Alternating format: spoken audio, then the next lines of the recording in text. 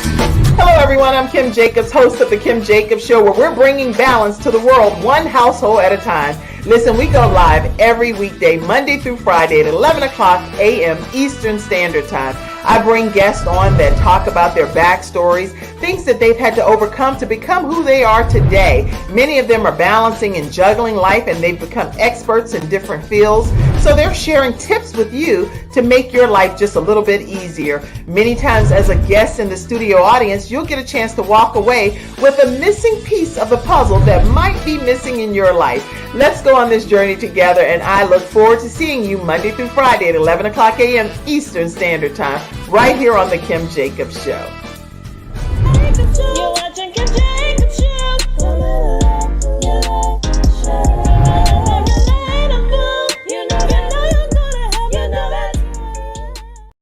Hello, everyone, and welcome to this episode of The Kim Jacobs Show. I am so excited to be here with you all today, and I am looking forward to introducing a wonderful guest that's been on life-altering journey.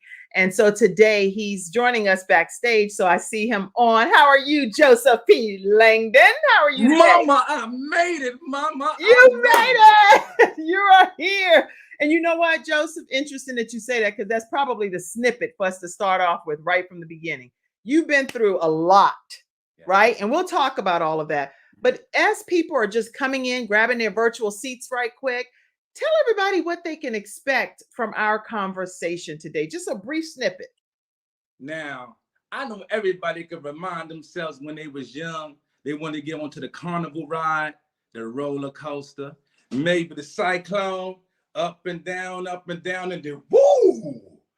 That's what this is going to be, the vicissitudes of life. Oh, so that's like that when you're on the roller coaster and the stomach is dropping because you're all the way up at the top and you're like, no.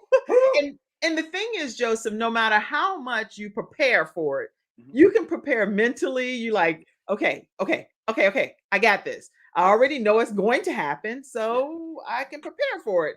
But for whatever reason, when it actually comes time and you're in that moment, it's much easier said than done, right? Is it now? You better say that. So listen, everybody, welcome to today's episode. We're talking with Joseph P. Langdon. His story is going to be one that's going to change your lives forever. What does that say? What is it? Right mindset? That's it. Rich mindset. Rich this mindset. Is my business office. This is my business office. Rich mindset. You got to have one of them, We're going to be talking about that rich mindset and how he got that in his spirit, man, from what he experienced. Before we go live, Joseph, on the Kim Jacobs Show, usually backstage, I say a word of prayer with the person. And so I am going to just say a quick word of prayer now. I can't even do the show without making that happen. Heavenly Father, Lord, I just ask that you bless Joseph to use his gifts and his talents to salt this earth. Anything that you have entrusted in his hands, Lord, let it make a difference in the lives of the viewers and the listeners today. And Lord, I pray in Jesus' name. You can pray in whomever name you do. Amen. Amen. All right. And during the commercial break, Joseph, turn your camera sideways so it'll fill the whole screen too, because that way you'll be filled. I got you. All right. But anyway, listen, everybody, we had some things happening backstage, but guess what? We here now. And so I want to go ahead and see who's in the virtual studio audience. Let's say some shout outs to everybody. Let's see. Mackenzie, put them up for me. Greetings from Midland, Texas. Hey, Atanya. All right. You're going to be in for a treat today. Let's see who else. Keep them coming. Brianna said good morning to you. Good morning to you. What's up, Bree? That's my sister right there. Hey, Bree, the sister of Joseph P. Langdon. All right, family in the house. Go ahead. Keep them coming. Any more, Mackenzie? All right, so listen, what we're going to do, okay, we're just starting here. We're going to have, it'll be all kind of folk flood in throughout the day. Columbia, South Carolina, I see you coming in. They like, Kim, give us a chance to get in our seats. You just said good morning. Okay, good morning to you, Amy. I see you. Get your popcorn. All right, everybody, we're going to take a quick commercial break. Okay, people are coming in now. They're like, Kim, you got to give us more time to get in our chair. Columbia, South Carolina, Amy, I see you. I see you. Good morning, Mary. I see you from Plano, Texas. I see you, Facebook user Veronica from Atlanta, ATL. All right, I see you all. I see you, Veronica. I see right there. Teresa from Pittsburgh. Okay. All right, y'all, get in your seats. We're going to have us a good conversation. Good morning from man. Florida, Vanita. How are you? Listen, everybody, we'll be right back after we take a commercial break. You're going to hear a lot about Joseph P. Langdon today and his story. We'll be right back. It's not just another day, it's a brand new day, full of all the fun, love, and laughter you and your family create. Silver Shield Security understands feeling at home means feeling safe and happy. No credit checks, no contracts. We offer payment arrangements, and we'll even give you a free door camera. Find out how we can brighten your day even more at silvershield-security.com. Silver Shield Security. All right, everyone, we are back with Joseph P. Langdon, the rich mindset over there. Joseph P. Langdon is a Brooklyn, New York native. He's a business owner of Rich Mindset LLC. He's a book author, a professional speaker, certified with Toastmasters International, which is one of the largest speaking organization that you can get certified through, obtaining his competent communication license. Joseph is also a part of the prestigious GPS My Success, coached by the #1 breakthrough strategist, Kareem R. Ellis. Joseph P. Langdon has been on countless podcasts, radio broadcasts, graced many stages, narrating his unbelievable story of pain to glory. And I'm not going to give the details of his story. I'm just going to say welcome Thank to the you Kim so Jacobs much. Show. So much. I'm so grateful and feel fortunate to be here right now with you, sister. Well, I'm equally fortunate to have you here because not everyone's willing to share their story at the level that you do in a very transparent matter or manner, all of it. Yeah. But what I want to do is give people a chance to go back with you to some of your younger years, just before all of this stuff happened. Yeah. Take us back to, what did they call you when, you know how people be like, that Ray Ray, what's your nickname back in the day? Well, you know, this is a secret, right? And I told my uncle I would take it with me to the grave. But since you asked, I have to tell you, right? Because we are transparent over here now. They used to call me Joe Jollybo. Let me say that again. Joe Jollybo. That's my Uncle Sidney, Forrest, may he rest in peace. That was his name he used to always give me. Besides that, everybody just called me Joseph or Joe. You know, it was just that. That's awesome. So nickname Jollybo. Okay, I had to type that just because you can't miss that moment, right? Jollybo. Right there. You can't tell nobody, y'all. Keep that between us now. Okay. Now it's just between us, Les Brown's Facebook page of a few million people on there, and CTR Media Network, everybody. So we all gonna learn from that one. It's all good. Yeah. So growing up as JoJo Jollybo, you were in what kind of environment were you in growing up in the Brooklyn, New York area? Well, I am from a place called Brownsville, and I must say it's predominantly poor. For me too. It's like mayonnaise and bread. Go get you some syrup and put that on that bread, boy, and have you some breakfast, right? But fortunately for me, that wasn't my circumstances, right? Okay. I have my mother. She's a beautiful, strong, loving woman. She's here right now. She might be watching, trying to figure out how she could get up here right now, right? And see you know what? Let me put the link right here, Mama and sister. Mama, I done made it, Mama. So, you know, with that being said, Brownsville was pretty much, you know, the ghetto, the downtrodden, poverty in every sense of that word. Gang members in terms of, I wouldn't say like Bloods and Crips and things of that nature when I was growing up initially. I would just say street gangs, things like that from the community guys, you know, find ways to sell drugs, break laws, and also inseminate this concept in the youth mind's eye. So all in all, my home was beautiful. My mom, she worked hard at this place called BDC, Brooklyn Development Center in East New York. She was the supervisor there. She dealt with mentally challenged people. I used to go there with her. And that's kind of how I learned now how to not to like judge people later on in life though, you know? So I had it pretty good. My mom bought me the 2-finger rings. I had the triple fat goals. I had the Nintendos. I had all of those things in this poor, impoverished area. So she made it happen. She made it happen. happen. She sacrificed, and she was like, I'm not going to have Joseph wanting for anything out here in these streets. I'm going to make sure that everything I can provide as a single. She was a single working mom. Well, no. See, she's been with my stepfather since I was 5 years old. So you And had they're still, a parent, two parent yeah, kind of situation. yeah. I stepdad because my real father passed away from heroin overdose. He passed away when I was 4 or 5 years old. Unfortunately, he was a youth, juvenile, basically minded as well for him to tamper with that in his young, early ages in his development. So he went out like that. My mom didn't allow that to distract her from her ultimate goal of making sure her cubs was okay. So, you know, she found a phenomenal man named Harvest White. She's still with him 45 years later, or Hey, whatever. shout out to you, Mr. Horace, Mr. and Yeah, they're Mrs. together White. still right now. So I had something to look at in terms of stability and That's work good. ethic. Okay. Yeah.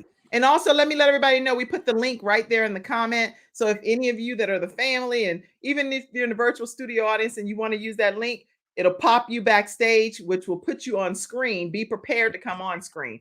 And Mackenzie, only put them on screen when I say to put them on, okay? Because sometimes people pop on and they don't know they're even on a show. They don't know what's happening. So wait for my cue for them to pull up. Okay, go ahead. So now you grew up in pretty much a stable kind of two-parent household, your stepdad and your mom. You were known by your family members as a fun name. And life, you had the rings, you had the bling, you had the things that other young people had. Yeah. So Yeah, what happened in your journey? Well, as I was telling you, you know, and this is something that I would hope that parents, educators, discipliners, whoever else can take this concept and analyze it completely, dissect it and digest it, because it's going to save so many lives along the way. Because I'm just another statistic that just happened to defy the odds later on in life. So, however, let me get back to the point.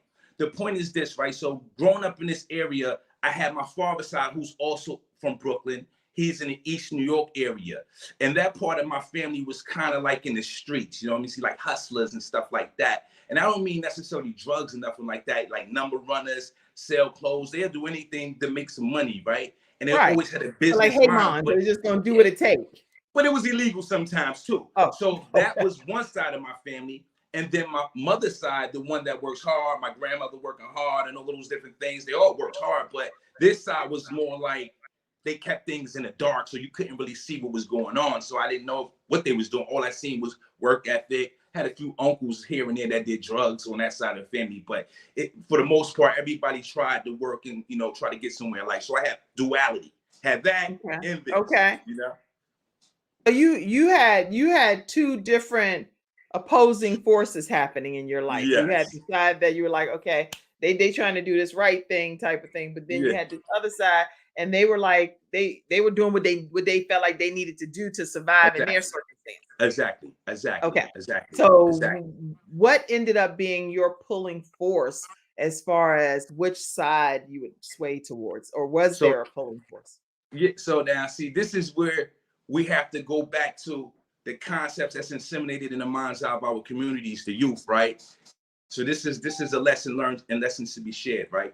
So now I have this side over here.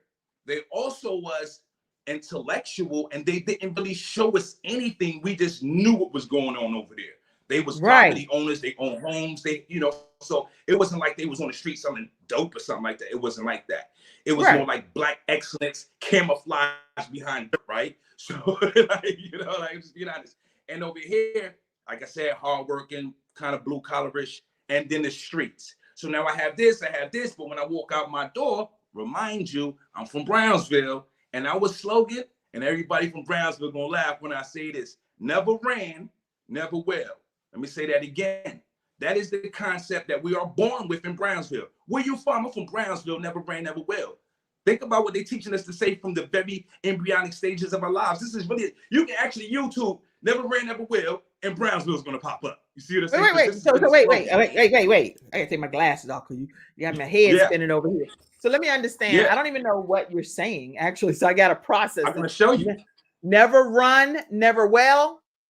No. I'm from an area called Brownsville. Right. And our slogan, everybody in my community says it. I'm talking about the whole entire community. We are taught, where are you from? I'm from Brownsville. Never ran, never will. What that means is, no matter what's ahead of you, you stand up to you, fight it. We got hearts of iron. Don't run. You see? See that concept? Yes. Okay, wait a minute. So never will. I get it. So, Never oh, ran, I never get it. will. I get it. I get Yeah, it. So you yeah. saying in Brownsville, that's y'all's slogan That's that our slogan. here it is right here, which is never ran, never Never will. will. That's Never ran, probably never very will. important to what he's going to be talking Mhm. about coming up in the near Yeah, future here, exactly. because he already has a mindset in the community that he was indoctrinated with, that Hmm. no matter what go down in your life, no matter what pop off, you never ran and you never And I will. never will.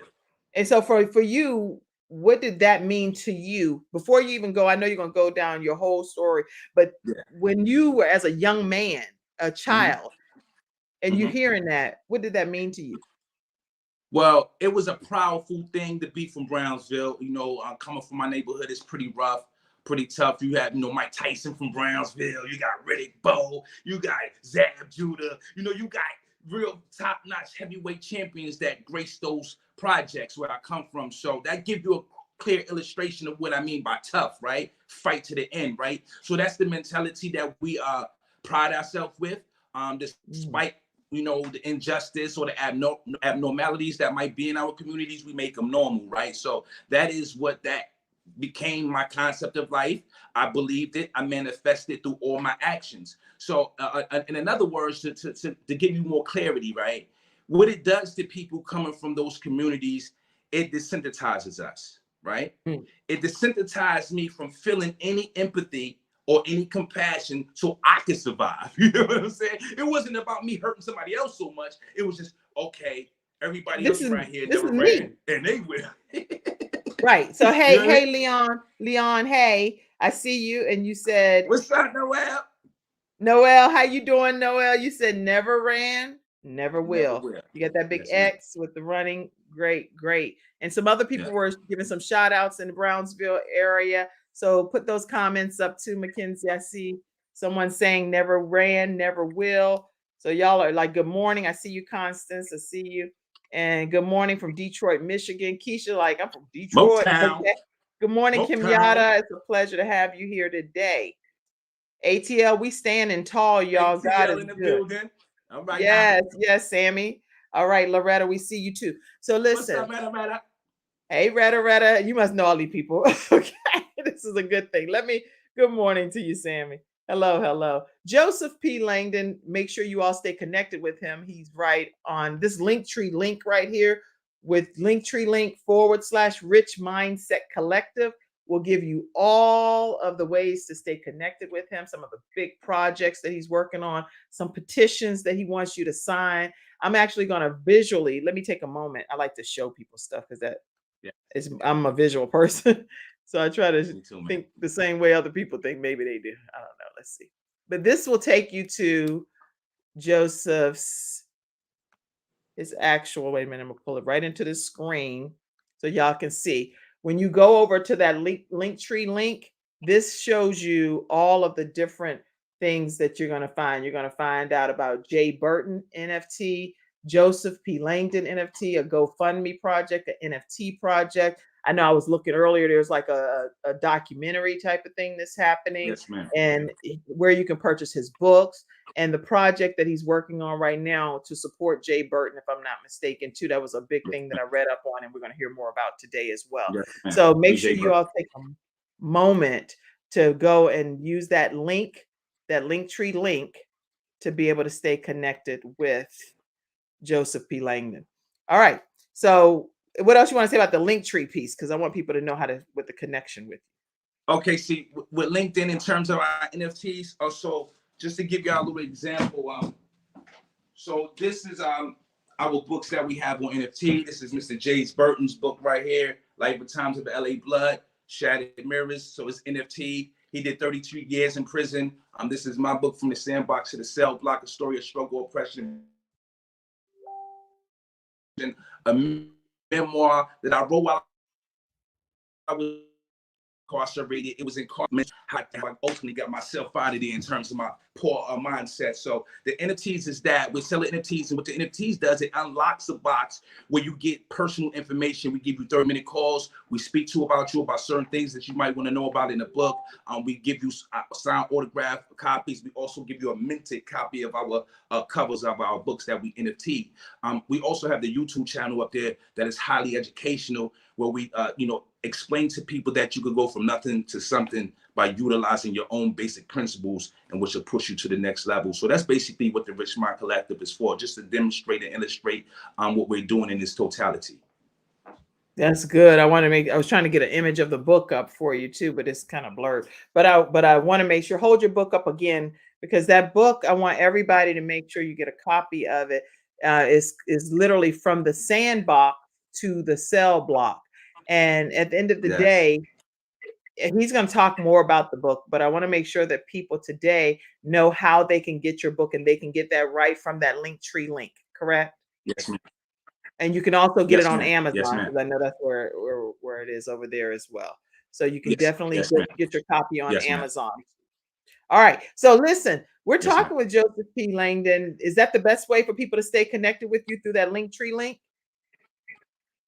Oh, well, it'll take you to everything I have. We also have my website. We also have my email. I deal with a lot of people with my email, which is the underdog coach at iCloud.com. The underdog coach. Yes, ma'am. With an S, underdogs coach at iCloud.com. And this is what we that's do. very important. I want to take the time to do this, because I want people to know how to stay connected with you. The underdogs coach at iCloud.com. And what's your Instagram? Yes, ma'am. I'm Joseph P. Langdon.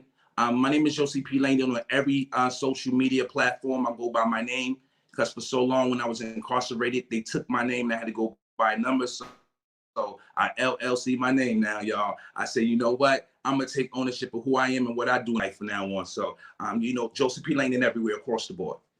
Wow. Okay. So the underdogs coach at iCloud.com, or on IG, Joseph P. Langdon, Facebook, Joseph P. Langdon. You can stay connected with him everywhere on social media by his name. We're going to say that name a lot. Joseph P. Langdon. Joseph P. Langdon. He's not a number. He's a person. Joseph P. Langdon. And I'm glad to have this person here today. So, Joseph, when we come back, I do want us to talk about what happened. What happened? I love telling you what happened. Into prison, because you're saying never run, never will. But what happened? Because none of us know the details. So when we come back after this commercial break, everybody, we're going to hear what happened to Joseph P. Langdon. It's going to be crazy. We'll be right back. Wow. When someone has lost a loved one, they want to know what exactly happened. They want to know, is the other person going to be held responsible? And they want closure. At Hunter and Everett, we help clients that have lost a loved one move on, and to do that with dignity and respect that they deserve.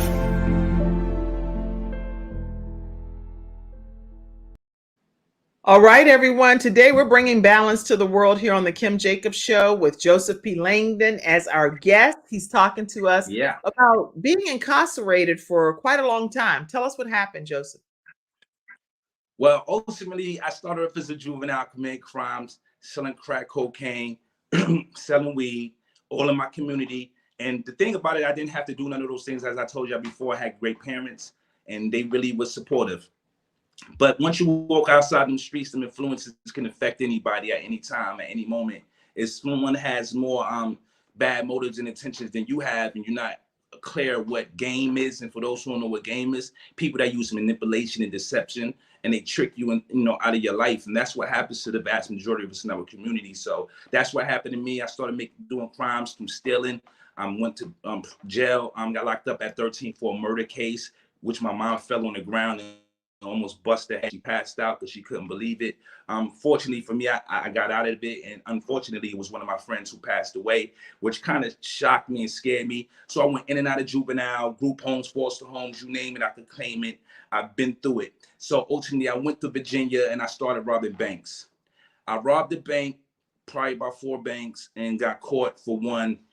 To be honest with you, I went in there with a sole goal because I had shot somebody, right? A guy threatened me in the neighborhood I was selling drugs in, and he threatened me. He pulled a gun out of me, and I shot him, and he wound up getting hurt real bad. So I went to jail for that, and he released me on bond. So while I was on bond, I was afraid. I thought I was gonna get a life sentence or something like that. So I started robbing banks, and so I could get money and flee the country. I was 19 years old. So I'll go in there and rob a bank with a couple friends that I knew. We told everybody get down on the ground. I hate to be, rude, to be honest with you. I was very kind. I was a kind bank robber. Like, everybody get down on the ground, please. You know what I mean? So they felt comfortable and gave me the money. And then I said, wow, I just got away with $10,000. I'm gonna do this again. Because I was on a run for another attempted murder case. So that kept going on and going on. So I was going from state to state on a run from the FBI. I was also on a run from a fugitive of justice. So they was looking for me worldwide. I wanted to get in court in Philadelphia, I say about 6 months later. And that was August 31st of 1998.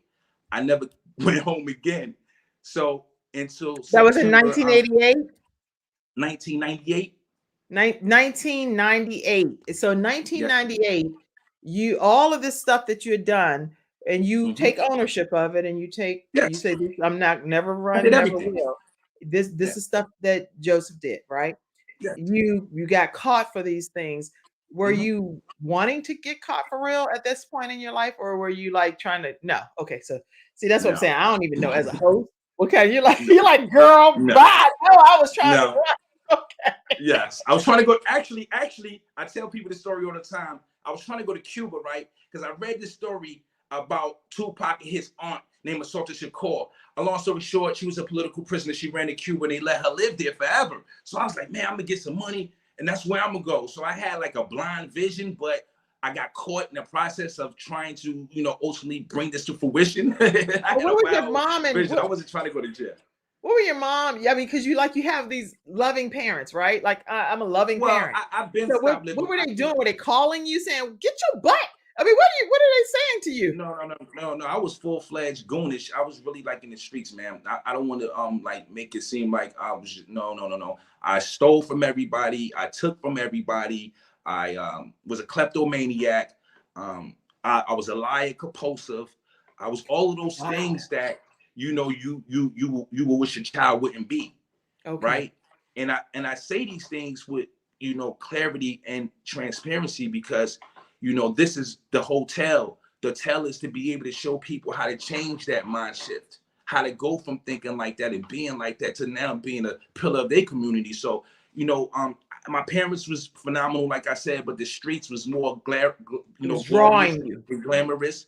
I was drawn to the noise of the guns. I was drawn to the weed and the smoke in the air. I was drawn to the girls doing the dance. Do the brown, do the brown, do the brown. I was drawn to this stuff. It was just, so you were you were sucked in. Renegade. Yeah. Okay. With a good heart. With a good heart, though. With a good heart. Just was confused. Okay. Wow. So now when you get caught, caught. Now you are in prison for how many years? 22 years. That's I mean, you smiling like this is just a part of life. 22 years. That's a long time of somebody's life. From what age to what age were you in prison? I'm not from 19 to 41. 19 to 41 years old. This gentleman, Joseph P. Langdon, stayed in prison, away from society, away from everyone. And so what advice? Because right now you've talked about the stuff that's happened, right? But there's a major transformation that happens in your life. So you're like sitting here today, almost like a new birthed person. And that's the beautiful part of what we're going to also talk about, people being able to change. And I want to hear that piece. But I want to know, what advice would you give mothers, fathers that are dealing with children that are just they gone, they out there, there's nothing you can do to bring them back in, really? What advice would you give for that situation? Well, it's always things they can do. See, they just do the wrong things.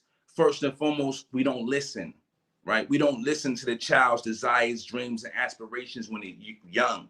When they're drawing on the wall, instead of saying, boy, stop doing that, go get him one of them vinyl painting things where he could draw on that wall, she could draw on that wall. If they playing music all night, boy, I'm trying to go to sleep.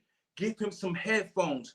Let him work on his gift. Let him work on his craft. Because what happens is children don't know how to lie, right? When they come out the womb, they just blunt, beautiful, prosperous. They just, oh my God. It is us who change their minds.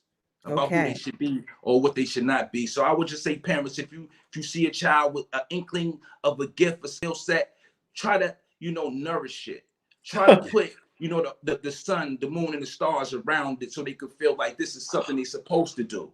And maybe that along the way would be something that genetically would be a part of them as they process this world and move through it. So I think it's very important to be attentive and receptive to what your child is doing. Be attentive and receptive to the friends that's around them, and make sure you don't just always be the parent like this and like this. Sometimes you have to be the one that listen, So I love that advice, Joseph mhm. P. Langdon. You know why? I'm Thank going you. to say your whole name too, since that Yes, way indeed. before I you love mention it. whatever number. But I'm gonna keep saying Joseph P. Langdon. Thank you, man. Thank you You know so what? much. I'm a mother of 5 children, so and all of my children are so different. And Mhm. I have one that's 17, and he's very Mhm. adventurous. He just became a Mm. lifeguard at one of Look at our that. local facilities. But some of the stuff he wants to do, like he loves fishing. So I'm Mhm. out there with a Mhm. cap on, a floppy Yeah, cap, sitting on buckets. that's what you do. He inflating the boat, and him and his sister, they go out on these Yeah. bodies of water, and they go way over. Yes. I'm Yeah. like, Lord, this is not the kind of parent I am. I never What did they signed up forget for you this. was black? I'm like, what we doing out here? But I'm so glad. That's what I said when I did a live recently. I said that, you know what? If he wants to fish and he wants to explore that, or she wants to garden or animation, stuff that no, I may never have been interested in doing. I want to cultivate that and see where it can go for you. Cultivate. I love that Cultivate. advice, Joseph. Yeah. Cultivate that. That's because you don't know. You see, it's only when you say, hey, why are you doing this? Yeah. Because you might be stressed out and your life might be hard, and but that child is just being what God intended him or her to be. Yes. That's it. And that's for the vast majority of us who learn a skill set later on, or who have a redemption song, for the lack of a better terminology. What happens is all of those things that was brought to us, or that's in our DNA. Like I told you, my mom is a phenomenal woman, hard worker. So that's why I'm getting all of these different characteristics that I didn't even know I had in me. Right. It's through my genetics and seeing like, wow, this was already in me. And Kareem or Ellis helped me unleash those things. So it's always good to have great mentors, great coaching, and be able to be, I would say, have something in common with people. That's Don't good. don't make yourself so distant from the youth, or the next up and coming generation, where they look at you as somebody who don't know what you're talking about. Sometimes you gotta take the suit off and dance with them. You know what I mean? So they can know that ain't nothing new under the sun. We used to do that too. You know what I mean? So that's how that goes. That's good. I'm loving what you're saying. Mackenzie, pop some of the comments up for people that are supporting what Joseph just shared. I think that this was just phenomenal, and I'm not alone saying that. Quite a few comments have come in just supporting what you're saying. I wish my parents had cultivated and encouraged my desires and interests more when I was a child. I could have avoided a lot of headaches later in my life. That's what Haley on Hay said. All right, who Yeah. else? Good advice. Great advice. Exposure brings expansion. Teresa said. Good. Facts. They're Sounds getting all phenomenal. of this from when you were just talking. Kim Yada says, I am so grateful for this confirmation. Maybe she has children and Yes. maybe she's not been cultivating that. But Pay because of you attention to being him. You here writing on today. that wall, that might be the next Van Gogh. He talking on the mic, that might be the next Obama.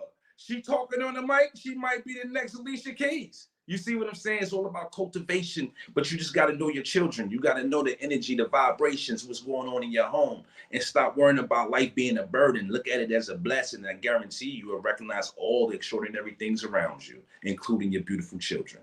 Amen. Amen. Preach. Preach, Mhm. Joseph P. Langdon. Mhm. I'm very grateful for this confirmation. Okay, lots of comments coming in. You all can keep your comments flowing. We will definitely get as many of them up as possible. But right now, we're going to take a commercial break. And when we come back, we're going to hear more from Joseph P. Langdon. We'll be right back. We'll be right back after the. Hi, my name is Samantha Benson, and I'm with Get Insured Solutions.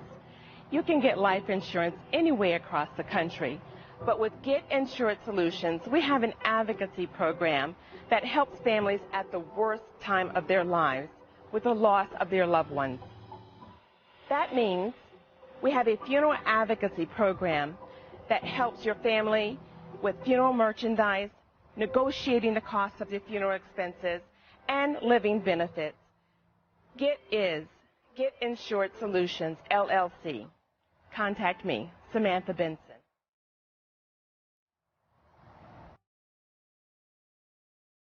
All right, everyone, we're back talking with Joseph P. Langdon. I do want Hey. to I want to thank all of our sponsors We today. family up here, y'all. I feel like Your we family, up this is here, your y'all. family. This is I JoJo, feel like we Jolly family, Bo. man. He up here in the Yeah. house, y'all. Yeah, we family up in here. Yeah, I am Up in so glad here. to have you. So now Thank also, you. if you all are enjoying this level of programming, the only way that the show is able to air Monday through Friday at 11 o'clock a.m. Eastern Standard Time is through community contributions. So you all please take a moment to screenshot and support the Kim Jacobs Show so that we can continue to provide this level of deep knowledge to the community that's going to help somebody else on this Indeed. journey called life. This man balanced a lot of different things in his life, things that I'm sure he regrets some of them, and some I'm sure he's quite proud of, but he's here sharing his story today. So you can cash app to $ Kim Jacobs Inc. And we appreciate your support. Okay. Yeah. Money, money, money, money. Yeah. Okay. You already heard Anyway. what OJ said now. OJ's done tell him what it is, right? Well, he just don't want to kill for my mothers no more, steal for my brothers no more. You know that? Hard Yeah, work. no, I don't want to kill or steal from anything or anybody at all. Y'all tell But- like people that the mentality of those when we hear the song For the Love of Money, right? The OJs was telling us, he was giving us lessons what we shouldn't do, right? So when you hear the song For the Love of Money, shouldn't steal from your brother. He teaching us. Oh, you know yeah, what I'm saying? right. So Yeah, no, back then don't. I ain't know. I get out of here. It was just sounding good. Now I understand, you know. So tell us now, you were gone for 22 years away from everyone. That gave you a lot of time, I'm sure, to think, to reflect, whatever happened during that time. What happened during those 22 years and when you were by yourself? You were there. It was only you. Yeah. Well, being indoctrinated with that Brownsville concept that they still to this day put in the air. When I mean put in the air, they echo it like a chant of a football game that just won a Super Bowl. Never win, never will, like the team anthem, right? Right. So that concept, once again, has went into my genetics. It became a part of me. But honestly, in many ways, it helped me too, right? It helped me too. Now, I'm going to show you how. So what happened was, going in prison for me, I already knew how it worked. I've been in juveniles, group homes, foster homes. I was already what you consider a juvenile institutionalized child, right? Right. But I was so unconscious and lacked what was really going on in reality that I didn't even realize what was going on to me, right? I just thought this was just a part of the process. Hey, I'm going to jail. All right. I'm going to group home. So what? I can survive there too. I go to foster home. All right. Whatever. I could do anything. Without me understanding this, though, understanding this was really my reality. So in prison, I was violent, you know, and what I mean by violent is because I used to hear the old song, "Don't Drop the Soap," right? So I'm like, oh man, I can't drop no soap in here. You know, for the first year, I was wearing my drawers in the shower, my boots. I was not trying to drop no soap. I really took that serious. And then in our communities, I hate to say this, but we're racist as well. We're prejudiced in our communities because guess what? Dark-skinned people look at it like, oh, he's a sucker, he's soft. This is what the concepts are being put in our mind's eye as youth. Oh, he has curly hair. So we do prejudice against each other, unfortunately. And when I went in prison, that's what they told us. Light-skinned people in prison get raped and beat up and all. So I was like, oh no. So I that ain't happening. The biggest knife you could find. I went and got the biggest knife you could find. I'm just being honest. And I tied around my head with a red bandana like Rambo. Right? And I said, whatever's going to come my way, we're going to die today. That's how my mind was, right? I'm just being honest. So as I went along, 10 years down the line, after I went in there for 10 years, like when I turned like 30, I started seeing things different. I was in a gang too. So mind you, I've been a gang leader for 2 years. And when I mean a gang leader, I mean really was a part of gang banging, you know, with gang members and stuff like that. And it's so many times I sat in segregation 5-6 years by myself, 23 hours locked down with nothing but a book and myself and my own thoughts. And I had to discover, like, I had to become creative. I had to become like a video game. Like, I started playing video games in my head. I started counting bricks. I started doing exercises. And then I started talking to God. Like, I'm like, hold up, who am I talking to right now? I keep hearing voices, and my mom used to, boy, if you hear voices, right, it's okay, but if you start talking back to them, it's a problem. But I started talking back, so I'm like, oh my God, is this God? No, I'm being honest with you. It was lights being shown in my darkness, but it still ain't manifest yet. Until 7 more years later down the line, I happened to be walking down the hallway in a prison with my gang banging homeboys with a big knife on me. We being honest now. Right. So the gang life didn't stop in prison. It actually continued on. Huh? You just connected with more gang members and y'all became took care of each other in behind closed doors. Okay. Yes, this is what happens. But as I go on, you'll figure out all this stuff is an illusion though, right? So now I'm walking down the hallway with a big shank cell phone on me. I'm trying to go get some marijuana. I hate to say it, for those who don't know what marijuana is, just say Mary Jane. We're just being honest here, right? We're talking to the kids, we're talking to the people. This is how you do it. So I hear a voice. They go into a class. I turn around, thought it was the police officer. This has really happened. I turn around, see this dark-skinned brother with a suit on. Like me, you know? You look good, Joseph P. Langdon over there. Thank you, man. He was looking like me, by the way. Pierre Cardin, you know what I'm saying, man? Right. You know, but he was looking so fantastic, you know. I never looked at a man and be like, "Oh, he's cute," right? I don't do that. But I looked at this man and said, "Man, he's worth money. I don't know who this man is, but he's somebody." So I said, "I'm gonna go in this class." Come to find out, it was this brother named Kareem R. Ellis, the #1 breakthrough strategist in the world. But he was there just to do a training? Yes, he was in prison, not for me. He wasn't coming there to speak to me. He was going in there with another guy who's Toastmasters International, who was the district director there, and he happened to go in there with him just to share his story of pain and glory and inspire somebody. But he wasn't expecting to meet me. I wasn't expecting to meet him. I'm with my gang buddies.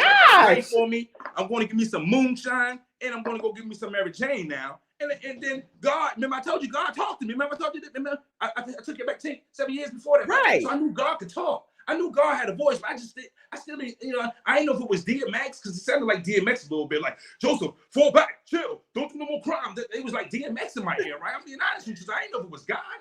I didn't know. So I said, let me hear it again. Maybe if I hear it again, it might be God, right? And I heard it again. And he said, Joseph, go in this room right here. I might cry through this process right here, y'all. So he said, go in this room, Joseph. Go in the room. It's God. It didn't sound like DMX no more. It sounded like Barry White this time, right? It was more angelic. And I went in that room, and I seen Kareem dress. First thing he said, you know, how much money you think I make for an hour of my time? So, you know, people saying numbers and stuff like that. He looked too good for a $300 type of person, right? So I threw an extravagant number out there. He just laughed at all of us. You know, I'm not going to say his prices and things like that, but, you know, he just laughed at all of us. And he said, listen, this is free for me today. I'm doing this for free. He said, I have a white Porsche and I have a black Porsche.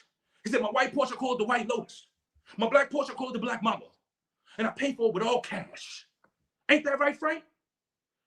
Mm-hmm. I said, man, who is this dude? Right. I ain't know nothing about no Kareem. I ain't even know about no motivation. What is this? I knew that moment. That was Barry White in the form of God talking to me now, right? It wasn't DMX no more. I was clear.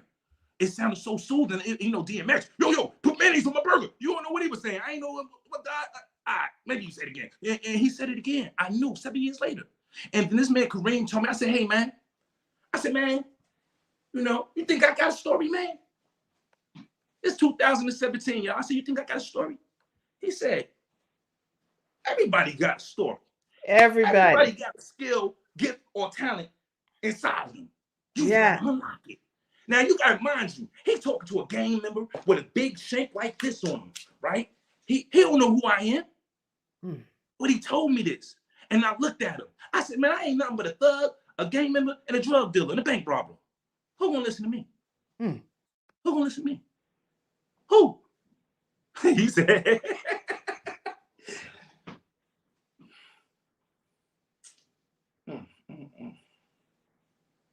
So, from that day, right? Because I met that man. From the day I met him, right? And what year was that? What year was that? That was 2017. 2017. But how many years had you been in prison at that point? Well, Since 1998, you said? So I've been in prison probably like 17 years or something like that. Wow. So about 17 years. I was in prison for over a decade, like 15 years or something. I was already now at this point, you get Kareem, your BlackBerry white type of person coming in the form of God to you, and he comes in and he's telling you everybody has a story. Mm-hmm. Everybody has a story. Mm-hmm. And that did what for you? So I looked at him and I said, he said, man, they got Toastmasters. Get inside Toastmasters, man. Let me tell me. He said, man, I said, Toastmasters. I'm like, all right, man. So I happened to leave that place. I said, oh, give me your business card, man. I said, man, give me your business card, man. Can you give me that? He said, yeah, man. He gave me his business card. I put it in my pocket. Mind you, I'm a gang member, y'all. I'm a gang member. So right after I leave there, guess what happened? Gang things go on. So I get caught up in a riot. I get sent to another prison called Warren Correction. No, excuse me. I forgot what it's called. It's in Youngstown, Northeast Correctional Facility. I get sent there.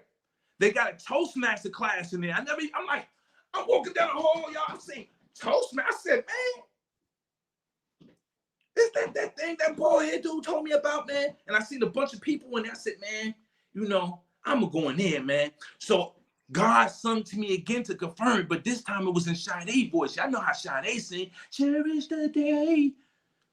I said, oh, man, I got to cherish this day. I go in there. I see a bunch of people that look like me. Now, if y'all see me, I'm covered in tattoos, y'all, from my neck. Yes, you are covered in tattoos, and I want to hear about that too. But go ahead. So I seen people that look like me, and they was speaking, and I said, man, I got soul. I got some wordplay. The ladies used to always tell me that, I made them feel nice and happy when I speak my poetry and stuff like that. So I said, man, let me go up in here and try this. Because I knew I couldn't be a rapper when I come home. I was going to be 41, so rapping was out. Unless I was LL Cool J could somehow lick my lips and everybody buy my record, right? But we know that's not going to happen, right? I knew I couldn't be Michael Jordan. My legs, I got arthritis by the time you're 40. I can't come out and play NBA. Couldn't be, you're in your own world over there, Joseph. I had a new career. I had to get a new career. I couldn't be a gangbanger out here. No matter where that take you, right? So I say, I'm going to go in here. So this guy told me, man, he said, man, let me hear you talk. So he give me the book, Toastmaster book. He said, do an icebreaker. I said, what's that? He said, speak. From that day, I fell in love with it. Guess what I do? In 3 months, I get my CC, my Bronze Competent Communication License, which means I was putting in work, y'all, in prison. And then I said, so one day I called my mother, right? My mother was like, now, mind y'all, I only have like 2 years left now. I held on to Kareem's business card like it was, I'm sure y'all all seen Sam from the Sun. A little bit. You know how he held on to something? A little bit. That's how hard I held on to his card. Like it was the heart of Fran Sampson calling Elizabeth. I held right here. It wouldn't go, no. I could lose my TV. I could lose my left toe. I could lose my hat. Maybe lose some of my hair. But I was not going to lose that card. I was not going to lose that card. So to simplify it for you and to speed it up for you so I could get to the juicy part, I did everything that man told me. That's not the juicy part? What? That's not the juicy part. That's not the juicy part. I'm over here deep breathing. That's not the juicy part. The juicy part is this. It's only when I believed what he told me. Right? See, he speaks to everybody. You speak to everybody. God speaks to everybody. But do we listen? Communication is not just talking. I have that problem, y'all. Don't give me up. Sorry, y'all. I do. You're having a conversation with yourself over there. I can't stop about it. But it's also about listening when you got to listen, right? So I say all that to say this. He changed my mindset. I fell in love with the art of speaking. I started becoming creative. I started, people started this is how I knew I was getting good at it now. This is how I knew I was the bomb. The nurses was coming to hear me talk. Yo, hey Joseph Lane, you talking Wednesday? Yeah, I'm gonna be there Wednesday. What you gonna be talking about? Well, I'm gonna be talking about OMG. What's that? Oh my God. Everything is an oh my God. So my speech was about oh my God, like oh my God moments and stuff like that. So they'll come and hear me speak, and then they'll clap for me, and ain't nobody clap for me, right? I ain't never really had nobody clap for me, right? That's crazy, right? So it was amazing. It was like, woo! It was like how I felt when I was in the streets. I was figuring out ways to make money, sell, steal, and rob. Now I was figuring out ways to tell my story. I was practicing every day. I'm in the mirror. I said, man, I'm gonna write me a book. My brother said, hey, Joseph, you should write you a book. I said, my brother's name is Natural Lane. He's a phenomenal person. Love you, brother. He said, hey, man, you should write a book. I said, write a book, man. Then I remember what Kareem told me, man. And you got so I said, man. You carry me down over here, Joseph. All my gang buddies, right? They used to watch me write. They used to watch me write. They say, hey, blood, what you doing over there? I said, man, I'm writing a book. Writing a book. You writing a book? I'm like, yeah. Man, I ain't go to rec. I ain't go eat. I ain't do nothing for 3 weeks. I sat here and I wrote this book. And I said, man, I ain't gonna lie to people. I'm gonna tell them I stole. I'm gonna tell them I robbed. I'm gonna tell them I lied. And I'm gonna tell them again. Because I ain't gonna lie to them. See, I learned about lying is it's hard to remember it. Right.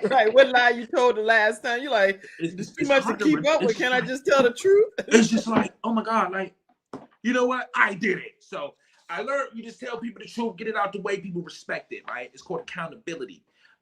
So I wrote this book in there, every day, sweating, writer's block. Man, I ain't never wrote no book. What else can I say? Let me talk about the women that saved my life in here.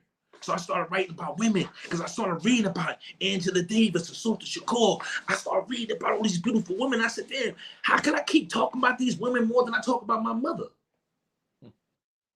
They just reminded me what I have. Wow. You see? So these are all the lessons I want people to know that I learned, that people learn in prison. We overstand that the concept, and the very trite saying that hurt people, right? That is very much true.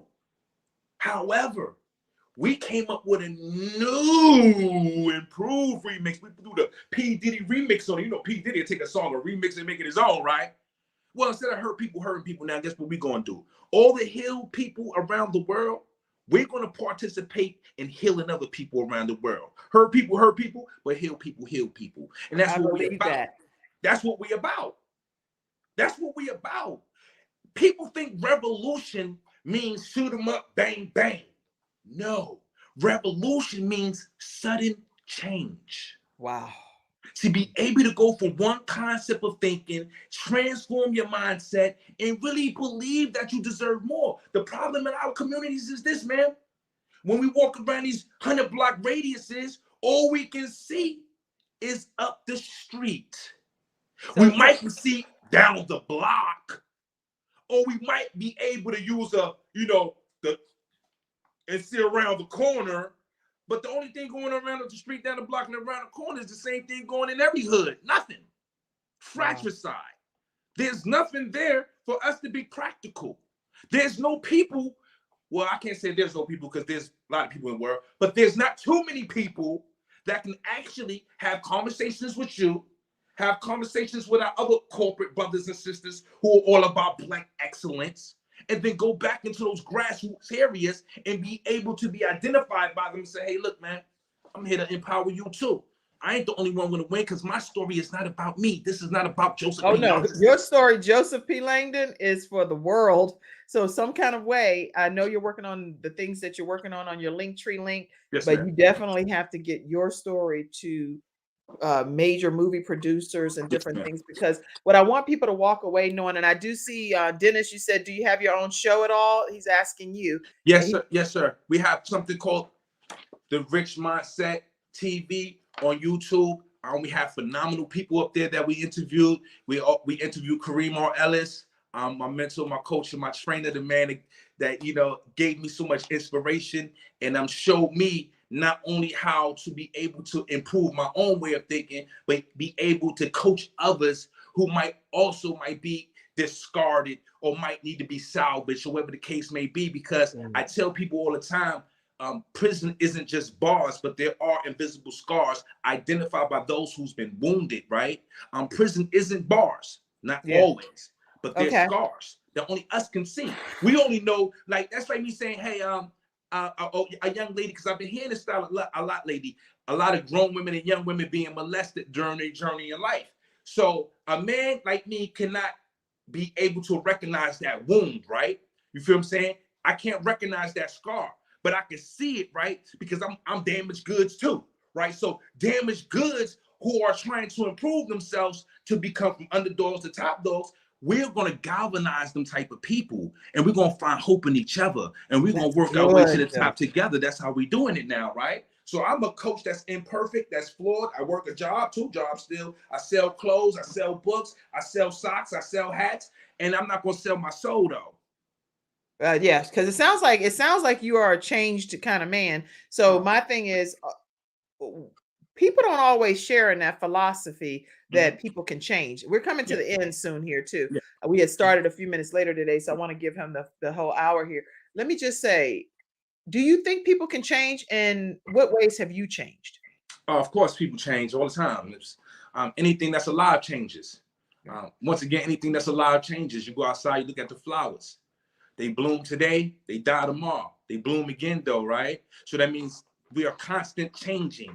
We're constant works in progress. We're constantly evolving. We're constantly growing. We're constantly coming with new visions, ideas, and concepts. That's why scientifically, to prove my point with science, right?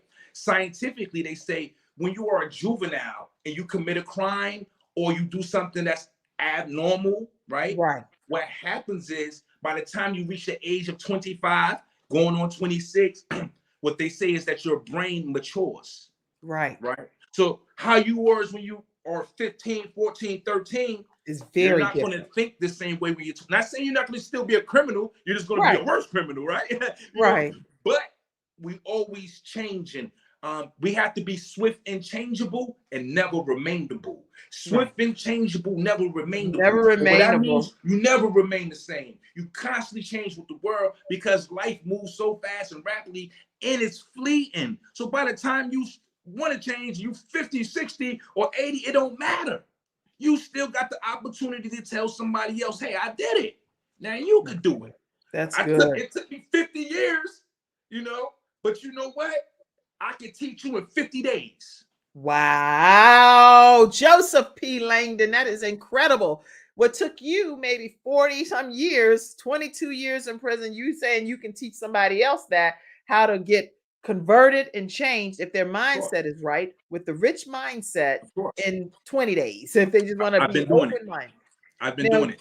Teresa said that she prays for intervention for her husband who's in prison. Any words of encouragement to her? So this is what I'm gonna say to Miss Teresa. I deal with people incarcerated all the time. I actually have a couple interviews with a couple brothers that's incarcerated. I deal with the sisters, the unapologetic 12, who all just came home from incarceration. And I'm saying this because this is proven facts. They was all in there for like murders and drug trafficking, decades. These are women now. They all out here right now, own business owners.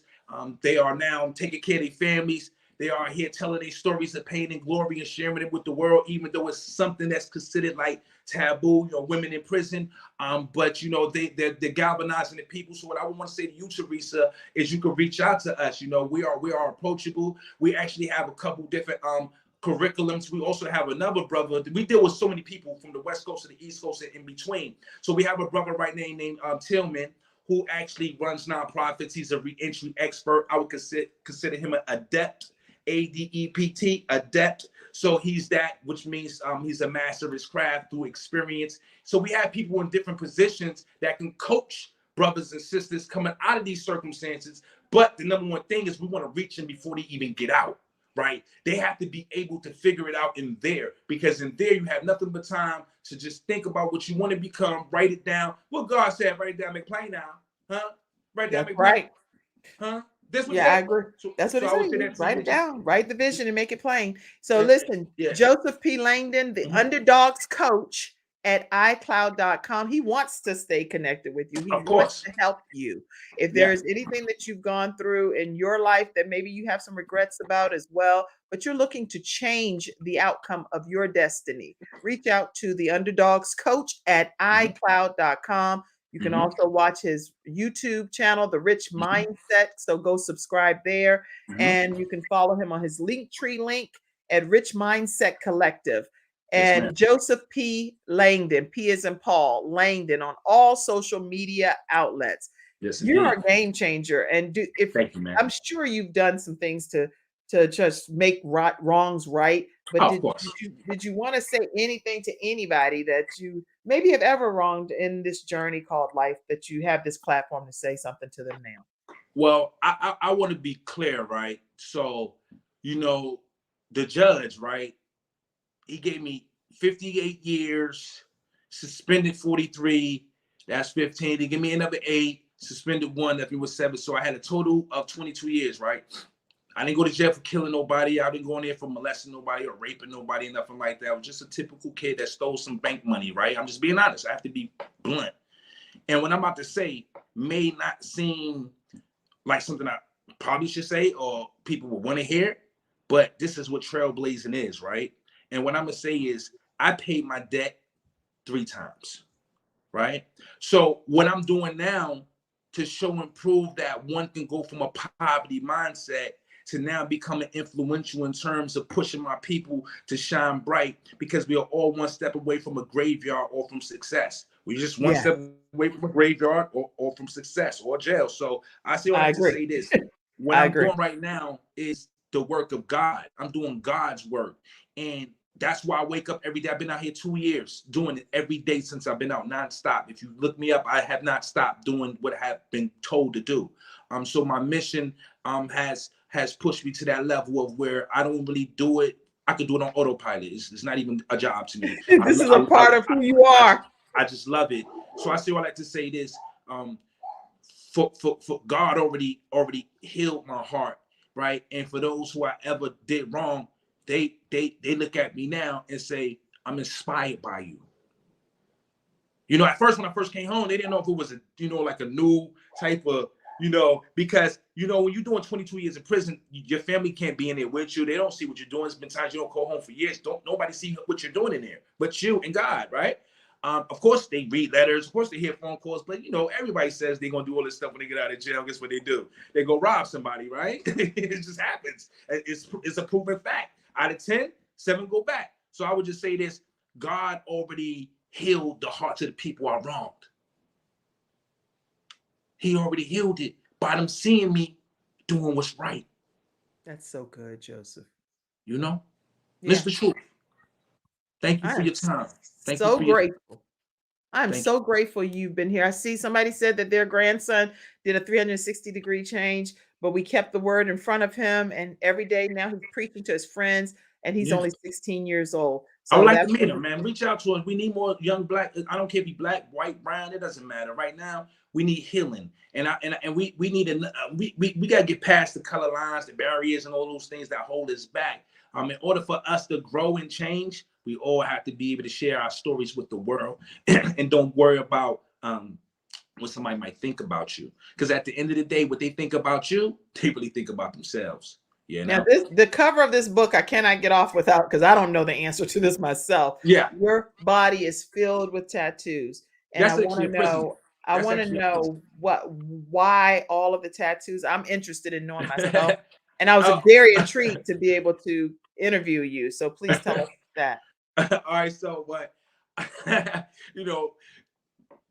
in this generation, like I said, I was in a gang banging for a long period of time. And I'm not going to say that's what gang bangers do, because that would be stupid to say, right?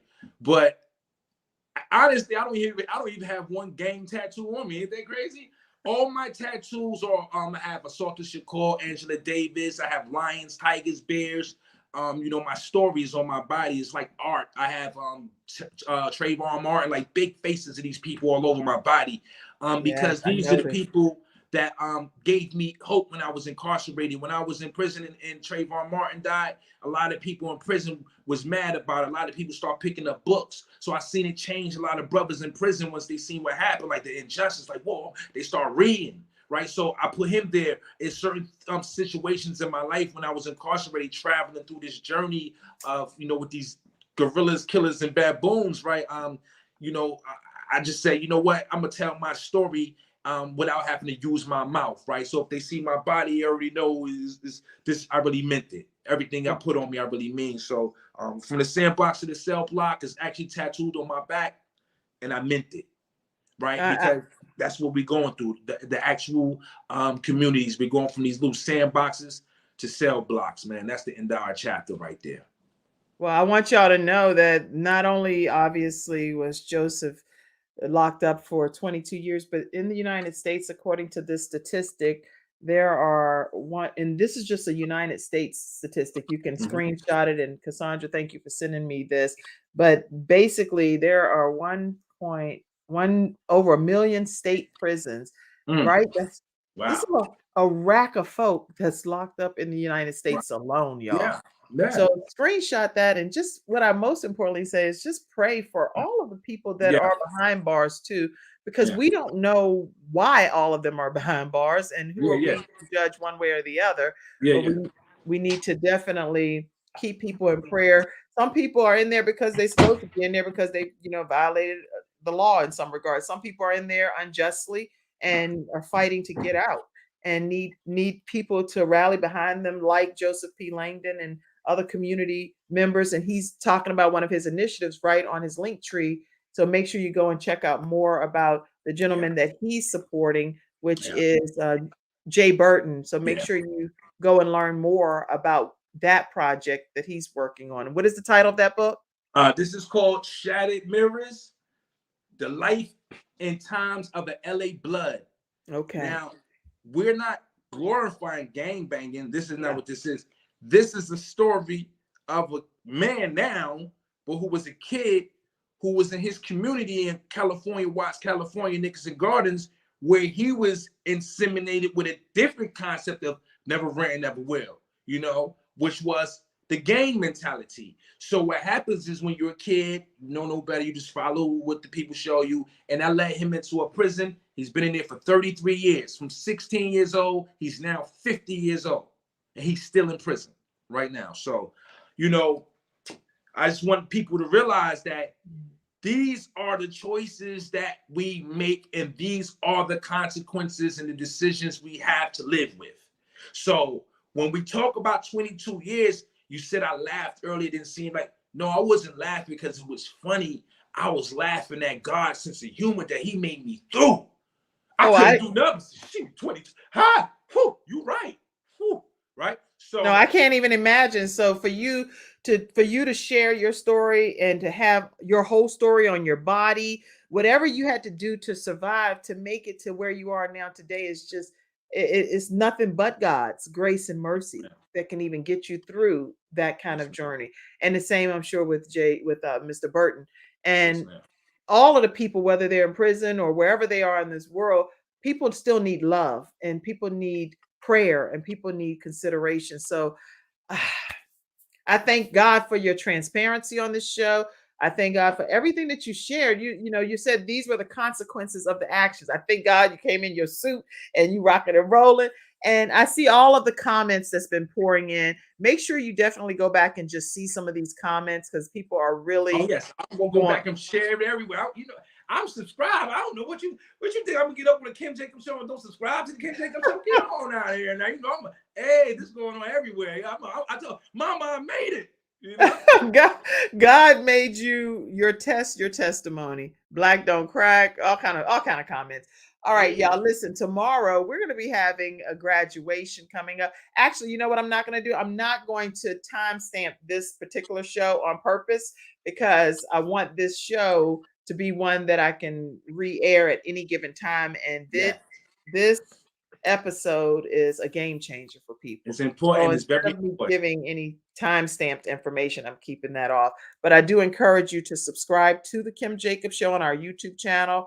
And go ahead and do that. And know that we are also streaming on CTR Media Network as well, ctrmedianetwork.com. And on our Facebook page at The Kim Jacobs Show, follow us and like and follow us as well.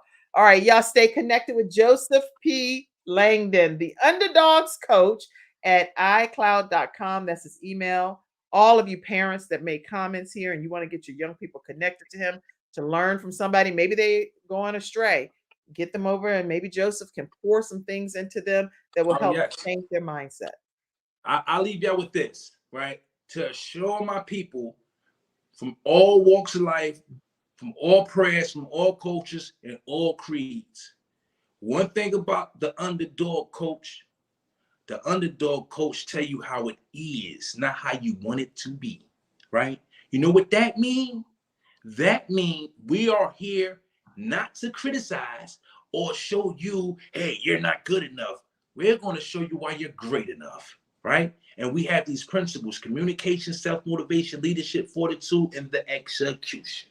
I always do that, right? You know, execution is hard to do, right? But once you follow these basic principles that I live by today and I created, is the reason why I'm successful right now. And what I mean by successful, people got to realize this: before you could be physically rich, we have to be spiritually rich, right? It has to be here. It has to be here. So thank you for giving me your time. Anybody out there, anybody, any type of help we have. It's not just the underdog coach. There's so many of us that we have in our coaching and mentorship. I just happen to be the one that's representing right now and showing my face. But there's so many of us that work with me, that help me accomplish these different goals, dreams, and aspirations. And we're just working together. And we want to help your children, your brothers, your sisters, and even those who are elder. If they got any type of, beat in their heart, let's get it going. Peace and love. All right, y'all. Peace and love to you all. Thank you for tuning into today's episode. Thank you, Joseph P. Langdon. Get the book, y'all. Get the book. Get the book and learn a lot more. I mean, go get the book now. Just please go get that book today and give it. I don't care if you gift it to a young person. This could change the person's life forever. And show me some love.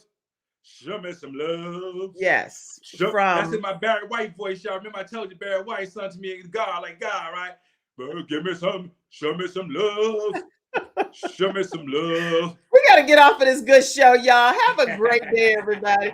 Stay backstage, Joseph. I'll talk to you for a minute. Take care, everybody, and I'll see you tomorrow at 11 o'clock a.m. Eastern Standard Time, right here on The Kim Jacobs Show. Bye-bye. Hey.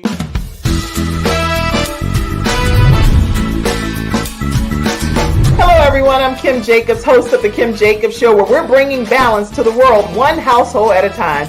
Listen, we go live every weekday, Monday through Friday at 11 o'clock a.m. Eastern Standard Time. I bring guests on that talk about their backstories, things that they've had to overcome to become who they are today. Many of them are balancing and juggling life, and they've become experts in different fields.